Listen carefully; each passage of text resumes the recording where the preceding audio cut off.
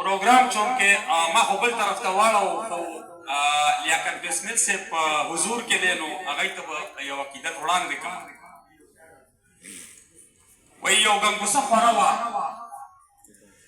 یو دم وتلي سکوت ماحول ته غاړه ورکړه، خاموشي هم د موسمونو په مرۍ غلي وه. ما د سکوت سینه کې لار وکړه، یو چغه مې کړه، نور د ساډوبه وحشتناک ماحول نه کرکه راتله. په مات ډنډر یو غرڅني بلبل ته ودرېدمه. ما ویل یو سوال دی زما، دا سپرلی ولې نشته، دا خاموشي ولې ده؟ ته بېجانانه په مات شوي ډنډر ولې ناستې؟ سترګې زیړجنې احساس اوږې نهر ولې ناستې؟ باغ ته راځه که نه د باغ نه بهر ولې ناستې؟ مخې راواړولو د اوښکو ډکې سترګې په خپله ژبه راته په خپل چغار کې وایي بلها موده وشوه چې زه په دې ویرجن سپرلي کې هغه نغمې لټوم. بلها موده وشوه چې زه د خپل نوخار د غرونو هغه د سر نه تمبېدلی اواز نه اورمه.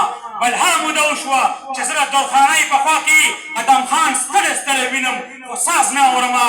ما ته لږ هغه د فطرت ډکې خبرې راوړه، زما ګلشن ته د لیاقت بسمل سندرې راوړه.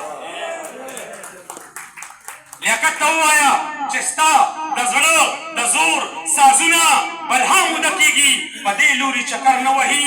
لیاقت ته ووایه چې ستا د خیال تودو ټپو ته سپرلي ته ونشول شینخانۍ په ګودر سر نه وهي.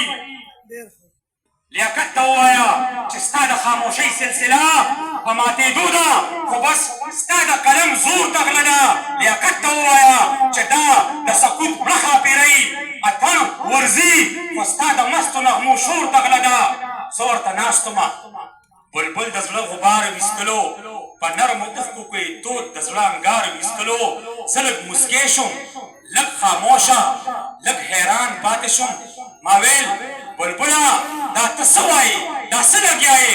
هغه چې ته یې په سندرو تر اسمانه ختې، هغه چې تا یې په نغمو باندې یاري کړې وه، هغه چې تا پې قتلیان د خاموشۍ کولو، هغه چې تا یې په سندرو دلداري کړې وه. هغه لیاقت بسمل خو ډېرې زمانې تېرې شوې، خاورو خوړلی دی، له حد کې د ارمان پروت دی. هغه لیاقت بسمل چې تا ته یې نغمې لیکلې هغه شلولی دی، د خپل غزل ګریوان پروت دی. راځه چې تا د لیاقت روح د لیاقت رنګ ته بوځم. راځه چې تا د لیاقت روح د لیاقت رنګ ته بوځم. راځه چې تا د یوې بلې دنیا شرنګ ته بوځم. راځه چې تا د نوخاري غزل آهنګ ته بوځم. راځه چې نن دې رشکۍ ته یو ملنګ ته بوځم. هماغه رنګ دی، هغه جوش دی او خیال هم هغه دی، هماغه سر دی، نغمګي ده او تال هم هغه دی، هماغه درد هغه آواز دی، تصویر هم هغه دی، هماغه خوب دی، هغه سترګې تعبیر هم هغه دی. غزل یې نن هم د لیاقت بسمل په رنګ کې راځي، آهنګ یې نن هم د غزل په هغه کړنګ کې راځي. رباب مجبور شي او په خپله ورته وټنګېږي، شپېلۍ مجبوره شي په خپله ورته وغږېږي. لیلا مجبوره شي اتڼ ته د مستۍ ووځي، درخو مجبوره شي ګډا ته د ځوانۍ ووځي.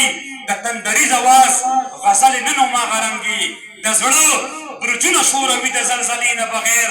د زمري غړمې لکه نن هم د نیلا په اوږو مرګ تېروي خو دا جل او د نیټې نه بغیر. راځه بلبله ته بې شوره بې سندره نه یې، تا ته که یو نه وي نو بل بسمل تیار ناست دی. راځه بلبله خاموشي دې رانه نشي خوړی، تا ته یو بل بلبل نوخار کې په چغار ناست دی. سا پکې راغله ما ته وایي چې دا ته څه وایې، سا پکې راغله ما ته وایي چې دا ته څه وایې چې لیاقت نشته نو بسمل به بیا د کومې راځي. ما ویل ما پسې راځه یو څو ګامونه واخله، زه تا ته ښایم چې مړي ژوندي کېږي که نه، ته به اوس وګورې چې زړه دې پې درزېږي که نه، تا ته بسمل ښایم چې زړه دې پې سړېږي که نه. لاړمه نیغ مې د نوخار د سیند نه واړولو. ما ویل راځه نن به دې ودروم، حیران به دې کړم. ما د لیاقت بسمل په قبر باندې تیر کو بلبل، یو څو لحظې خو مې د وران ګلشن ته زیر کو بلبل. بیا د یو خاورو کور ته ودرېدم په سره غرمه کې او په ارمان ارمان مې مات پرونه وډبول. ما ویل نن درته بلبله چل کې ولښایمه، نن درته دلته د لیاقت بسمل، نن درته دلته د لیاقت نعم البدل ښایمه. دې کې یو ورک ملنګ راووتو ویل څه دي یاره، دې کې یو ورک ملنګ راووتو ویل څه دي یاره. ما ویل منظر یم ستا چوپال ته مې بلبل راوستې، ویلې زه بلبل ته څه ووایم ته ووایه. ما ویل دته د لیاقت بسمل نغمې پکار دي. هغه ویل څومره درته ووایم مېلمه سندرې، خو هسې دا به مناسب وي په غرمه سندرې. ما ویل دا خو د لیاقت بسمل نغمې دي پیره، دا خو غرمه کې هم خمار د مازدیګر جوړوي. ما ویل دا خو د لیاقت بسمل د ژوند فکر دی، دا خو د شپو نه هم اثر د سپین سحر جوړوي. هغه چې غړم کړل د بلبل په زړه قیامت تیر شو او ما ته وایي چې زما د زړه ارمان پوره شو. ما ویل څنګه په لیاقت بسمل مین بلبله دا خو لږ وار کوه چې تا لا اورېدلې څه دي. هغه ویل زه پیره اوس ته زمونږ د منځه وځه، دا خو همغه د لیاقت په رنګ ګران بسمل دی. کیفیت داسې غونډې شو چې هر انسان بسمل دی، ګټه بسمل دی، محبت کې هر تاوان بسمل دی، خو دومره ده چې هغه زوړو او دا ځوان بسمل دی. ما ویل ټیک وایې بلبله ستا خبره ټیک ده، دا چې بیخي مې د لیاقت بسمل په شان بسمل دی، نور فرق نشته، خو بس دومره غوندې فرق لري. هغه لیاقت بسملو دا رضیمان بسمل. آخري کلام ماته ډالېګه مزدر صاحب هارون مشال را سره راغلی دی، یو نیم بدن راغلی دی، بالکل به ډالۍ کوم درته هارون مشاله، بالکل به ډالۍ کومه.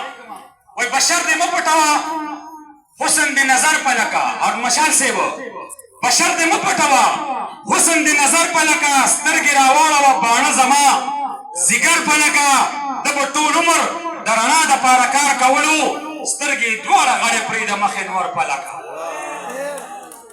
ده به ټول عمر د رڼا دپاره کار کولو، سترګې دواړه غړې پرېږده مخې نور په لکه. کوڅه کې ناست دي د دنیا خلک پې ځي او راځي، پیره که داسې ځي دا دوه لیوني غر په لکه. کوڅه کې ناست دي د دنیا خلک پې ځي او راځي، پیره که داسې ځي دا دوه لیوني غر په لکه. د کور نقشه که پې هر څنګه ښکاري او دې ښکاري، د کوڅې ور مې د جانان د کوڅې ور په لکه.